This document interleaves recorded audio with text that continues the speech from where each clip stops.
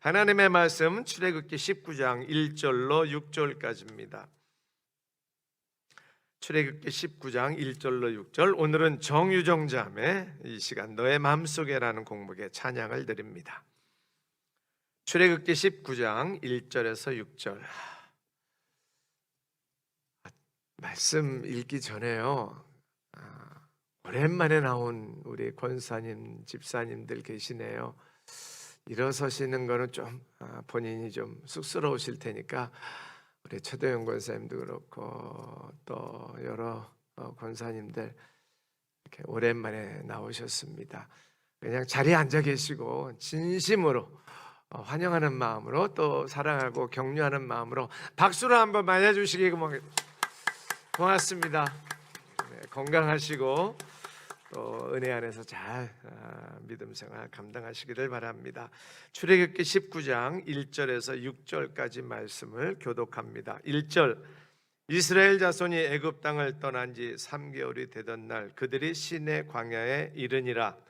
그들이 르비딤을 떠나 시내 광야에 이르러 그 광야에 장막을 치되 이스라엘이 거기 산 앞에 장막을 치니라.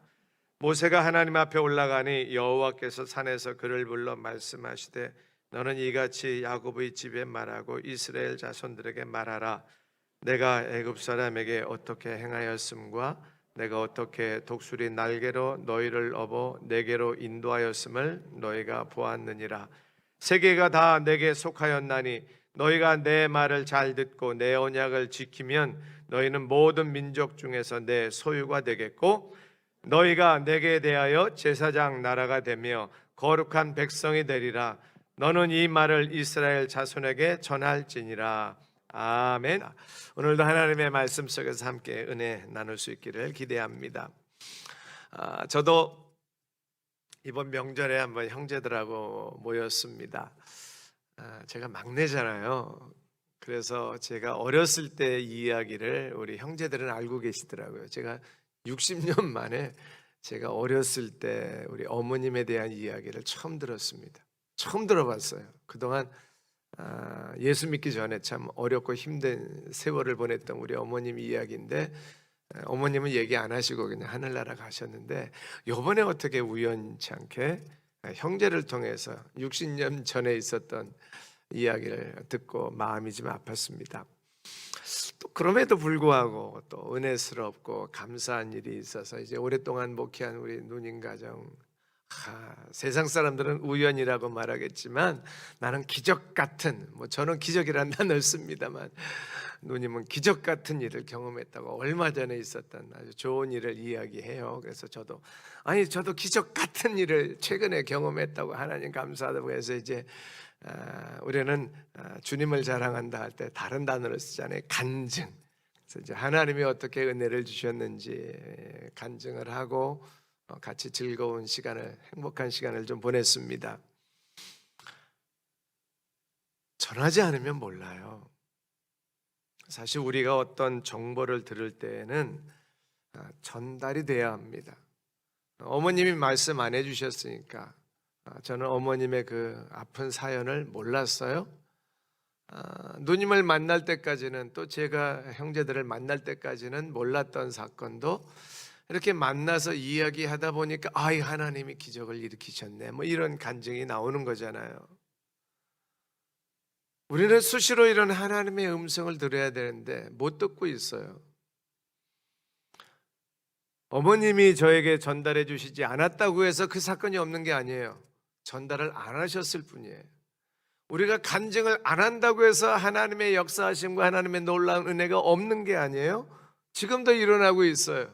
기왕이면 하나님이 하시는 일들을, 하나님의 놀라운 계획을, 하나님의 뜻을 간증하고 자랑하고 전하는 은혜가 있기를 바랍니다. 하나님은 당신의 뜻을 어떻게 전하셨을까? 오늘은 구약과 신약을 넘나들어야 되고요. 좀 어렵고 딱딱한 본문이기도 하고 힘들기도 한데 제가 지난번에 9월 초에 말씀을 나누면서 잠시 드렸던 말씀 오늘도 반복하고요. 시리즈로 연결이 돼야 되는데 다 잊어버리셨을 거예요. 그래서 오늘 그냥 총 요약본으로 말씀드립니다. 사실 고르기 힘든 말씀이에요. 묵상을 가지고 계속 우리가 말씀을 나누다 보니까 출애굽기 힘든 부분인데 아주 중요한 부분이에요. 교리적으로나 여러 가지 상황적으로 우리 성도님들이 좀 힘든 말씀일지라도 오늘 하나님이 내게 하시는 말씀으로 듣고 귀 기울이시고 또 하나님께서 은혜 주시기를 바랍니다. 좀 쉽게 풀어가 보겠습니다. 하나님이 어떻게 말씀하시는가? 먼저 나에게는요, 하나님이 내게 지금 계신데, 살아계신 하나님이신데 어떻게 말씀하시고 있는가? 늘 하는 이야기, 하나님의 음성 듣기, 훈련도 받고 여러 가지 공부도 했습니다만 실제로 신앙생활 속에서 하나님이 내게 어떻게 말씀하시는가요? 이제 다시 과거로부터 한번 내려오겠는데, 하나님께서 아브라함에게 나타나셨잖아요. 그리고 말씀하셨어요.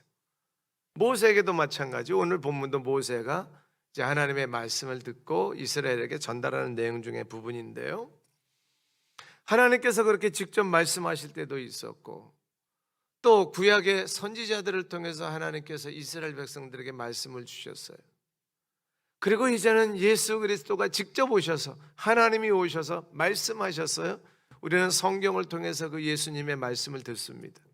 우리는 그럼 어떻게 하나님이 말씀하시는가요?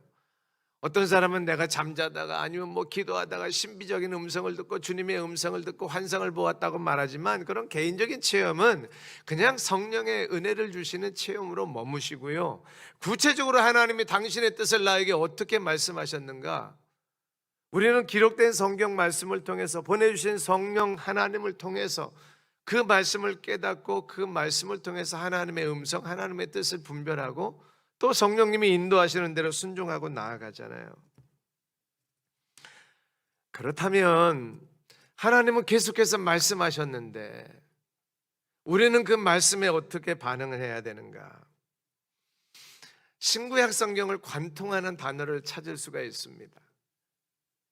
구약의 창세기부터 신약의 요한계시록 마지막까지 성경 전체를 관통하는, 요약할 수 있는 단어를 찾는다면 뭐가 있을까요?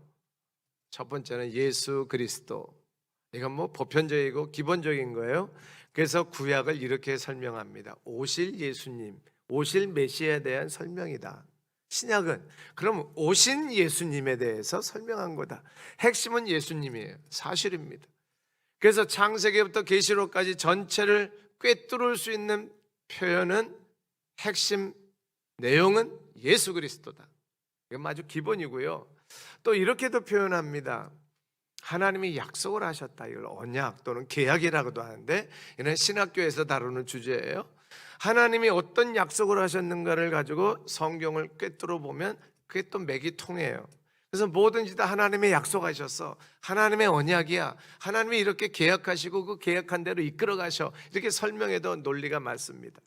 이거 좀 어려운 표현인데 오늘 아주 쉽게요, 예수 그리스도를 중심으로 우리는 바라보지만 오늘의 핵심은 이렇게 신구약을 관통하겠습니다.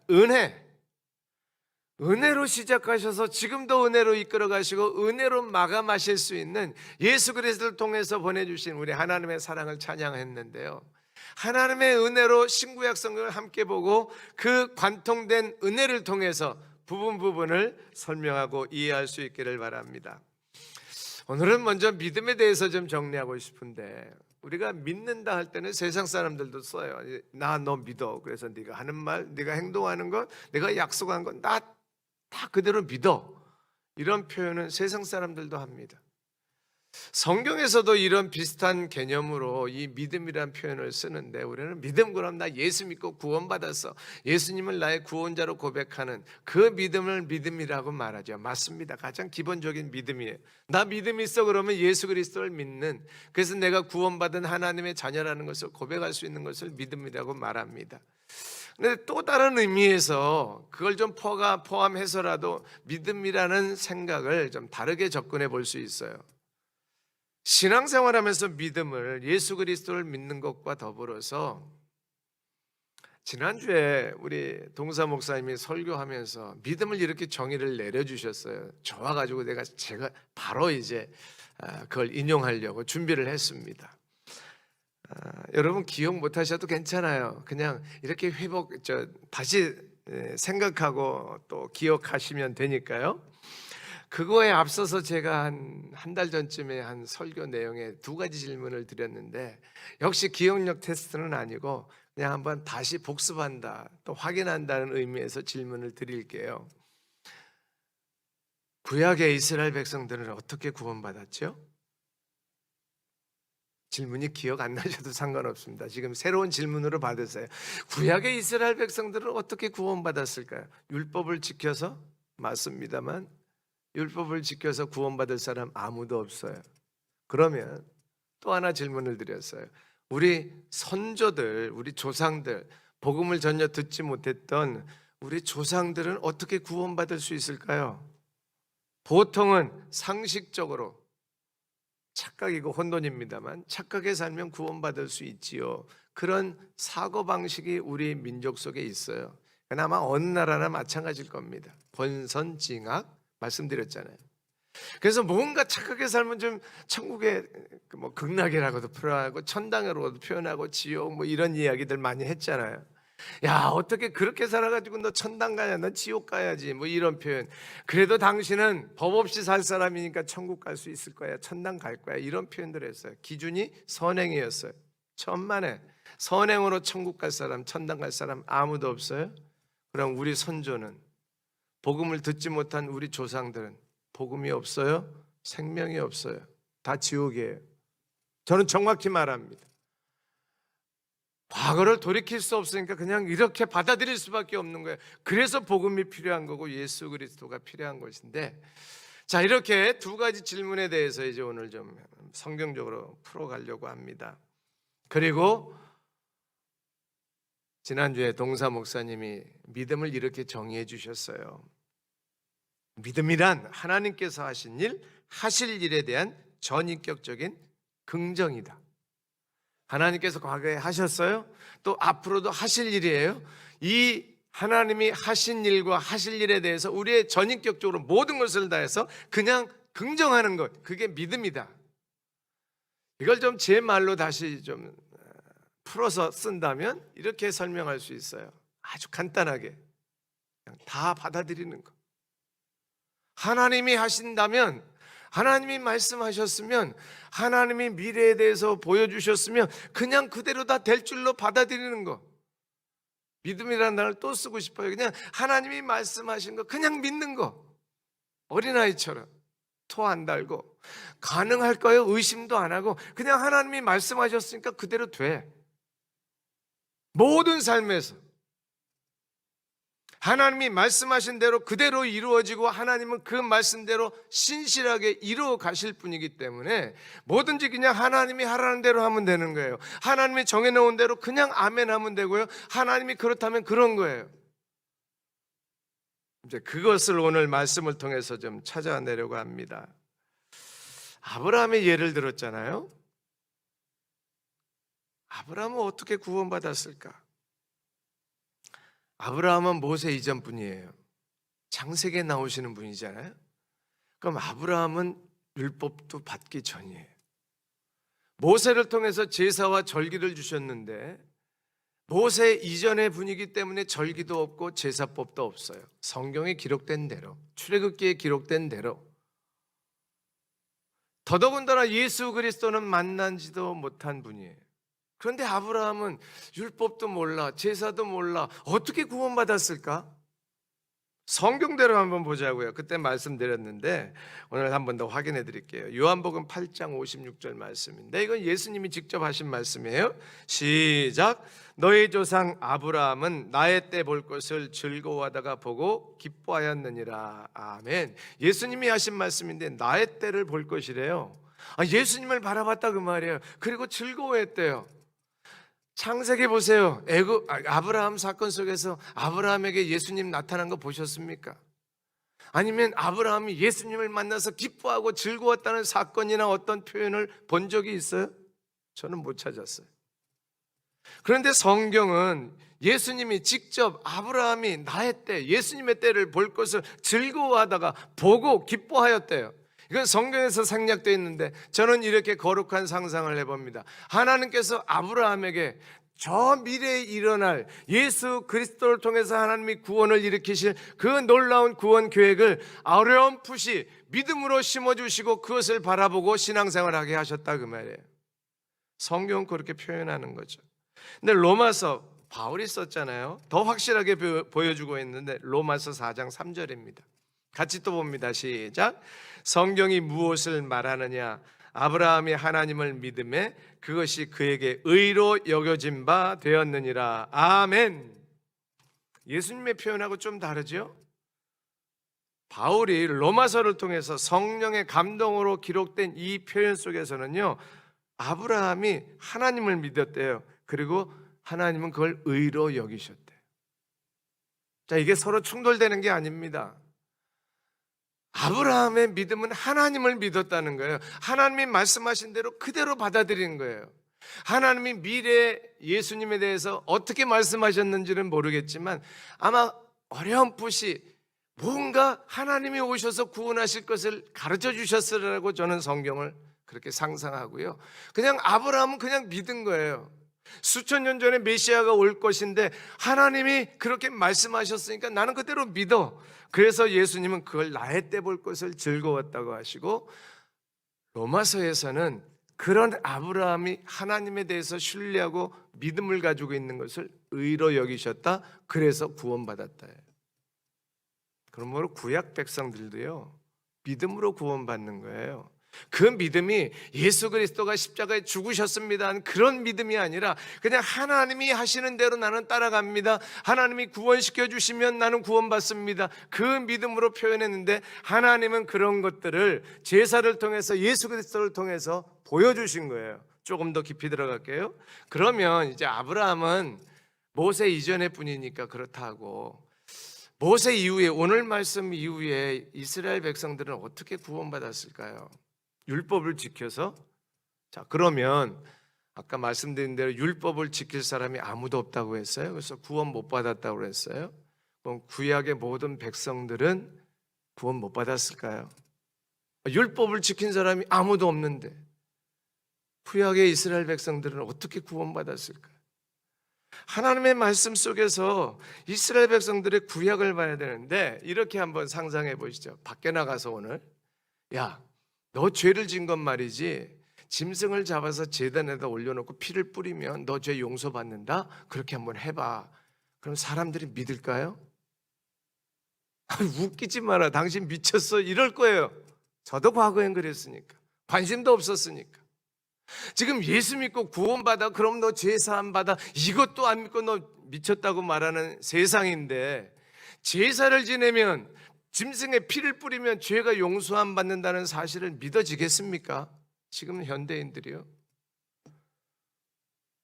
이스라엘 백성들에게는요, 하나님께서 제사를 지내라, 그러면 내가 그 피를 보고 너희들의 죄를 용서해 주겠다, 이렇게 출발해야 돼요. 율법을 주시고 율법을 지키라고 하셨어요. 이제 모세부터 한번 생각해 봅니다. 근데 율법을 지키려고 애를 썼던 이스라엘 백성들이 율법을 못 지키잖아요. 그럼 어떻게 해야 돼요? 하나님, 나 율법 못 지켰어요. 죄를 지었으니 죽어야 돼요. 그럼 나는 어떻게 해야 됩니까? 이런 이스라엘 백성들에게 하나님이 너희들이 알아서 그렇게 안 하셨잖아요. 제사를 지내라. 그리고 그 제사를 지내면 내가 그 제사를 통해서 너희들을 용서해 줄게. 이 하나님의 명령과 하나님의 약속의 말씀을 믿은 사람들이 제사를 지낸 게 이스라엘 백성들이에요. 그래서 제사를 하나님의 약속대로 믿고 제사를 지내면 죄사함을 허락하신다, 내가 용서해 줄게라는 그 말을 믿고, 말씀을 믿고 제사를 지낸 이스라엘 백성들은 죄사함을 받아요.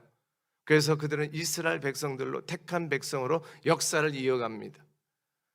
심지어는 대제사장은 1년에 한 차례 지성소라고 하는 곳에 모든 이스라엘 백성을 대표해서 짐승을 잡아서 제사를 드리고 하나님 앞에 나아갑니다.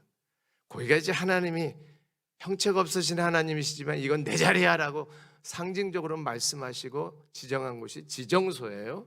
그러니까 인간들은 못 들어가는데 대제사장 한 사람만 들어와. 그건 하나님이 마음대로 그렇게 결정하신 거예요. 왜 나는 안 돼요? 하나님이 안 된다고 하셨으니까. 그래서 대제사장만 와라. 그리고 내 앞에서 제사를 지내면 내가 너의 그 대표적인 제사를 보고 모든 사람의 죄를 용서해 줄게. 그게 하나님이 그렇게 약속하신 거예요. 말씀하신 거예요. 그래서 그대로 받아들이면 되는 거예요. 그래서 이스라엘 백성들은 실제로 그렇게 받아들였어요. 그런데 우리는 어떻게 해석하느냐? 예수 그리스도를 예표한 것이다. 대제사장이 제사를 지내고 하나님 앞에 나아간 것은 바로 예수 그리스도가 십자가의 죽으심으로 우리의 죄를 대신해서 하나님 앞에 나아간 것과 동일한 그림자의 역할로 희미하게 보여주셨지만, 구약의 대제사장의, 구약의 제사장들의 제사를 통해서 예수 그리스도가 우리를 위해서 죽으심을 믿음으로 바라보는 사람들에게 구원을 주시듯이 예표를 보여주시고 구약의 백성들이 제사를 통해서 죄사함을 받은 거예요. 믿음이 뭐냐면요, 이 제사를 지내면 내 죄가 용서받는다고 하나님이 약속하신 그 약속을 믿는 게 믿음이에요. 우리가 예수 그리스도를 구원자로 믿으면 구원받는다고 고백하는 믿음이나 똑같은 거예요. 방법은 달랐지만 믿음의 핵심은 하나님의 약속을 내가 믿는다는 거예요. 예수 그리스도를 믿으면 구원받는다고 누가 그래요? 세상 사람들은 안 믿어요. 너나 믿어라. 너나 그거 믿고 천국 가라. 나는 여기 이 땅에서 잘 살겠다. 나는 착하게 살아서 천국 가겠다. 지금도 세상 사람들은 말하는데, 예수 믿고 구원받아, 예수만이 구원이야 라고 말하는 것은 누가 근거로 그런 말을 합니까? 하나님이요. 천국으로 인도하실 하나님이 그렇게 약속하시고 말씀하셨기 때문에 그 하나님을 믿는 사람들이 예수 믿고 구원받아 하나님의 자녀가 되는 것입니다. 이 논리를 히브리서 9장 13절에서는 이렇게 설명하고 있어요. 같이 봅니다. 시작.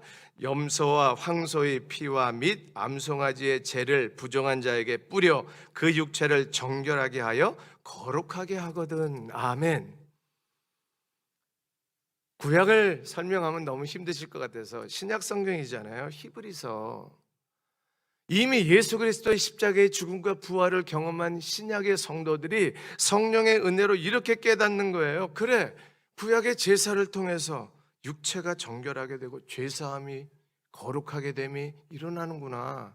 성경이, 신약이 구약의 제사를 그렇게 인정한 거예요.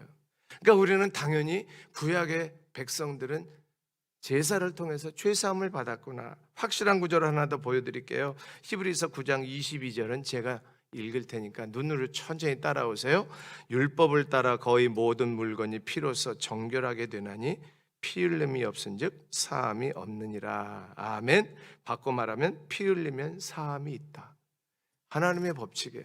아니, 짐승의 피 가지고 무슨 인간의 죄가 사함 받습니까? 말도 안 됩니다. 따질 수가 없어요. 하나님이 그렇게 정하신 거예요. 따라서 짐승의 피를 흘리는 제사를 통해서 하나님이 인간의 죄를 다 용서하시겠다고 약속하셨기 때문에 구약의 이스라엘 백성들은 제사를 통해서 용서함 받은 것이고요, 하나님이 그 제사를 예수 그리스도와 연결시켜서 이제는 제사가 필요 없고 예수 그리스도가 너희들을 위해서 죽은 것, 십자가에서 죽으신 사실을 믿기만 하고 고백하기만 하면 내가 다 죄 용서해 줄게.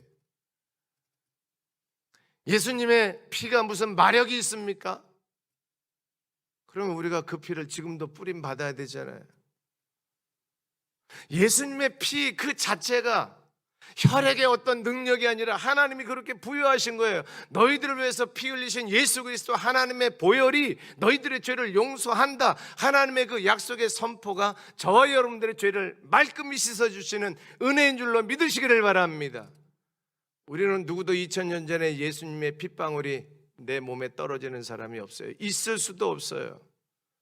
그 하나님이 그렇게 선포하신 거예요. 그리고 우리에게 믿음을 주셔서 예수 그리스도가 흘리신 2000년에 흘리신 예수 그리스도의 십자가의 보혈이 나의 모든 죄를 깨끗이 씻어주신다는 그 하나님의 약속이 믿어지는 거예요. 할렐루야. 요한복음 5장 24절 다 아는 말씀인데 제가 읽어드릴게요.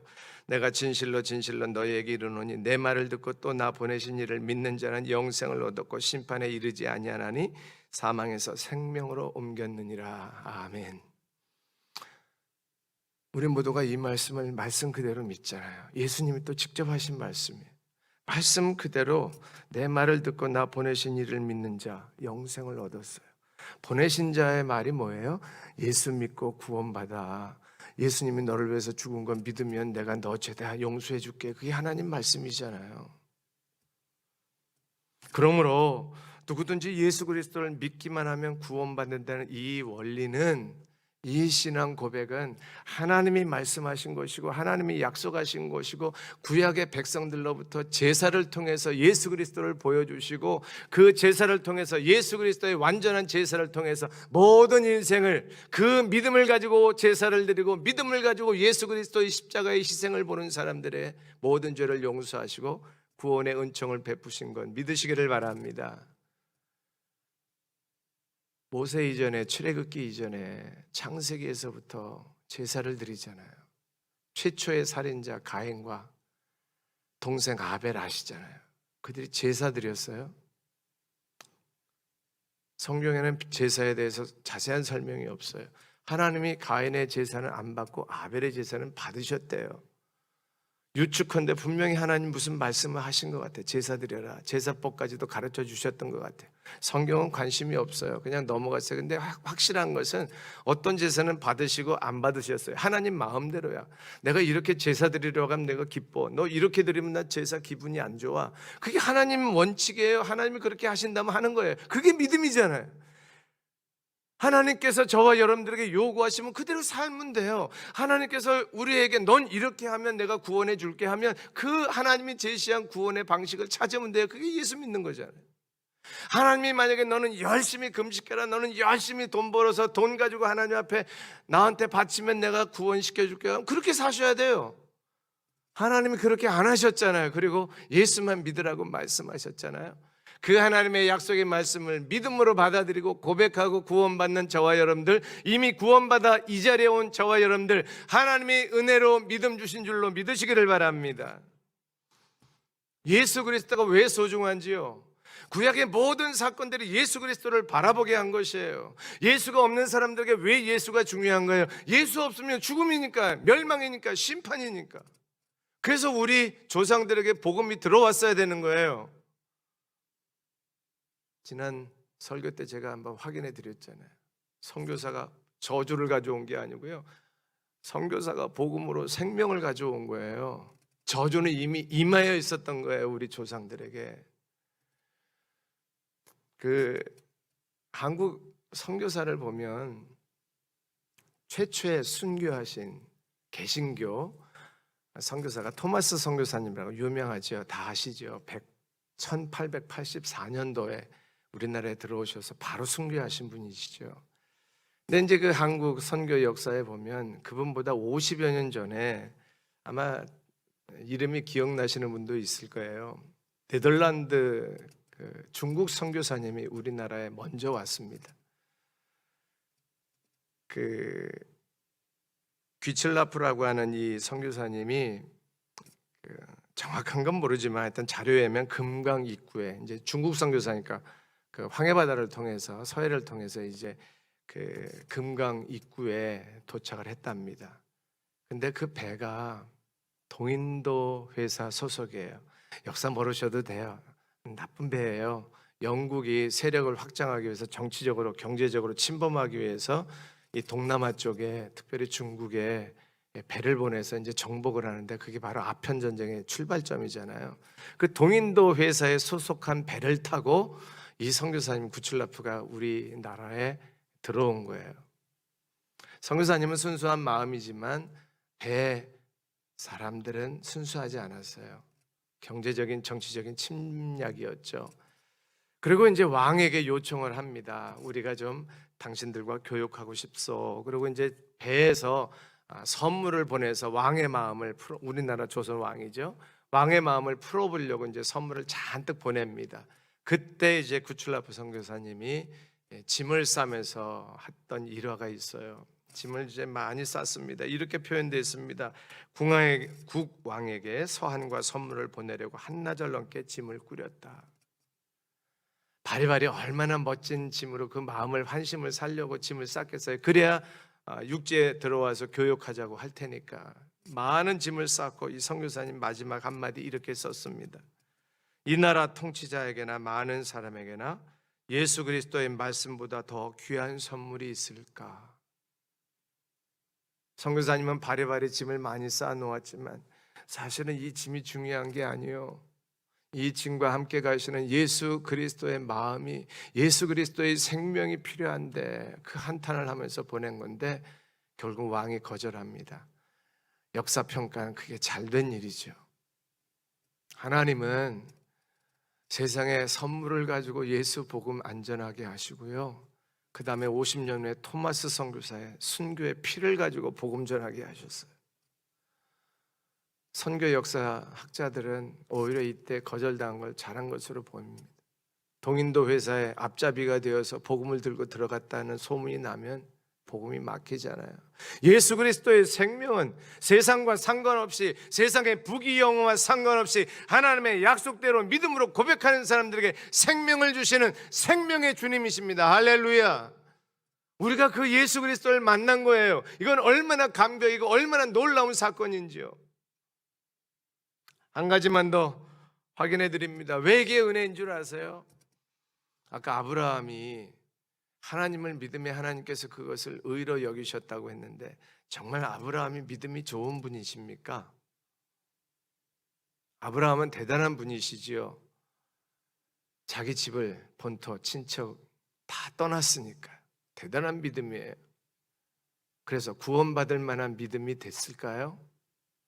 하나님을 온전하게 신뢰했을까요? 제가 좀 흠집을 냅니다. 아브라함의 그 다음의 삶을 보세요. 약속 하나 못 믿었잖아요. 못 믿기보다는 자기 방식으로 뭔가 그 약속을 이루려고 했잖아요. 독자 이삭을 주겠다. 안 믿어졌어요. 못 믿어졌어요. 아니, 뭔가 자기가 좀 해보고 싶었어요. 그게 우리 수준이에요. 제가 아브라함을 격하시킨 것이 아니라 하나님의 은혜가 강조되어야 하기 때문에 그렇습니다. 아브라함이 잘 준비된 사람은 맞지만 완전한 사람이 아니고, 아브라함이 칭찬받을 만한 믿음을 가진 사람이 아니라 하나님이 그런 아브라함을 의로 여기시고 인정해 주신 것이에요. 우리식으로 표현하면 하나님이 그렇게 은혜를 베풀어 주신 것입니다. 억지 해석을 한번 해보실까요? 아브라함이 언제 하나님 앞에 인정을 받을까요? 물론 아브라함이 부름을 받아서 독자 이삭을 바치기까지 믿음이 잘 성장하고 마지막 이삭을 바칠 때 드디어 내가 너를 시험해보고 통과됐다고 말씀하고 있습니다만, 그러면 그 전에 아브라함은요? 그럼 아브라함이 부름 받았을 때의 믿음과 이삭을 바칠 때의 믿음이 다르다면요, 그걸 인간의 힘과 인간의 능력과 인간의 준비된 믿음으로만 판단한다면요, 그게 가능하겠습니까? 아니요. 하나님께서 아브라함을 부르시고 그에게 믿음을 주시고 그에게 은혜를 주셔서 하나님이 그 믿음을 자라가게 하시고 하나님이 그렇게 인정하시는 거예요. 저는 그런 배짱이 있습니다. 하나님이 인정하시면 우리가 약해도, 하나님이 인정하시면 우리가 더러운 죄를 진다 할지라도 하나님이 용서하시고 하나님이 부르시는 예수 그리스도의 십자가의 은혜를 부어주실 줄로 믿습니다. 하나님이 우리에게 은혜를 베풀어 주셔서 성령의 능력을 부어 주시면, 성령 하나님은 지금도 하나님의 은혜로 우리를 붙들어 가시고 이끌어 가시며 이 어두운 세상에서 복음의 빛으로 살도록 하나님이 역사하실 것을 저는 믿습니다. 그게 은혜인 거예요. 시작도 은혜이고 마무리도 은혜이고, 하나님께서 우리를 믿음을 주시기 위해서 은혜를 주시고, 은혜를 주셔서 우리가 이 정도의 믿음을 가지고 예수 믿고 구원받은 확신 속에 거하는 신앙생활인 줄로 감사하고 주님 따라가는 저와 여러분 되기를 바랍니다. 오늘 말씀 안에서 이스라엘 백성들과 우리의 신앙을 연결시켜 보겠어요. 4절 말씀인데요, 조금 속도를 내겠습니다. 4절 말씀, 내가 애굽 사람에게 어떻게 행하였음과 내가 어떻게 독수리 날개로 너희를 업어 내게로 인도하였음을 너희가 보았느니라. 아멘. 이스라엘 백성들은 하나님의 역사를 체험합니다. 지금 출애굽하고 한 3개월 지나서거든요. 10가지 재앙을 경험하고 하나님의 역사를 경험하고 홍해바다가 갈라지고 만나를 먹고 반석에서 물이 터져 나오는 것을 경험한 이스라엘 백성들, 그래서 고백하는 거예요. 하나님은 하나님이십니다. 그래서 하나님에 대한 믿음이 생기잖아요. 저와 여러분들 속에 하나님의 하나님 되심을 경험하고 그 믿음의 고백을 주시는, 은혜를 주시는 하나님을 만날 수 있기를 바랍니다. 그리고 5절 말씀에 세계가 다 내게 속하였나니 너희가 내 말을 잘 듣고 내 언약을 지키면 너희는 모든 민족 중에서 내 소유가 되고. 아멘. 하나님이 이렇게 말씀하세요. 야, 너희들 보았지, 경험했지, 내가 은혜 베푼 건 너 알지. 이제 앞으로 내 말 들으면 너는 나의 소유된 백성이야. 이스라엘 백성들이 이 약속의 말씀을 처음에 믿었어요. 그리고 고백합니다. 우리가 주님 말씀대로 순종하겠습니다. 조금 지내다 보니까 잊어버려져요. 조금 지나다 보니까 더 좋은 곳이 있어 보이는 착각을 해요. 하나님 신뢰하는 것도 좋지만 세상에 복을 준다고 하는 우상들도 한번 섬겨보면 좋겠다. 믿음이 흔들린 거죠. 그들의 행동 이전에 하나님의 은혜를 가지고 하나님의 말씀을 가지고 순종하며 나아가는 그 은혜의 삶을 살아야 될 이스라엘 백성들이 하나님을 떠나기 시작합니다. 그래서 하나님이 예배해 놓으신, 작정하시고 계획하신 예수 그리스도를 통해서 이스라엘의 구원이 아닌 온 민족 이방인들을 향한 구원의 문을 열어놓으시고 저와 여러분들을 여기까지 인도해 놓으신 줄로 믿습니다.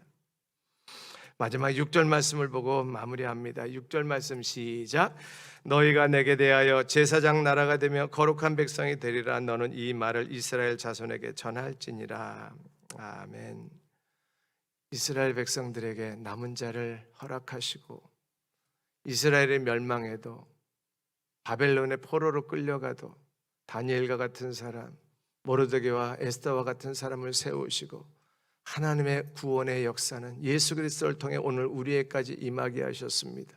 이스라엘 백성이나 이 시대를 사는 그리스도인이나 하나님의 은혜로 붙잡아주고 하나님의 은혜 속에서 살아가는 남은 자들의 뿌리가, 남은 자들의 은혜가, 남은 자들의 그릇터기가 하나님의 은혜 속에서 지금도 저와 여러분들을 지키고 있음을 믿고 이 험한 세상에서 힘들고 지친다 할지라도 하나님의 은혜 안에 우리의 삶을 맡기는 저와 여러분 될 수 있기를 바랍니다. 금보다 귀한 예수 그리스도, 나의 생명을 지켜주시는 예수 그리스도의 은혜가 이 험한 세상에, 이 낙심거리가 많고 좌절거리가 많은 이 세상에서 넉넉히 저와 여러분들을 이기게 하시고 은혜로 붙잡아 주시는 주님의 손길이 우리의 삶을 책임져 주실 줄로 믿습니다. 미래가 주께 있사오니 우리 주님 의지하고 은혜를 놓치지 아니하고 끝까지 남은 자로, 끝까지 소수의 제자로 주님이 인도하시는 그 삶을 살다가 멋지게 천국에 입성하고 주님 끌어안아 주시는 그 영광의 날을 바라보는 천국을 소망하는 저와 여러분들의 은혜로운 신앙생활 될 수 있기를 주의 이름으로 축원합니다.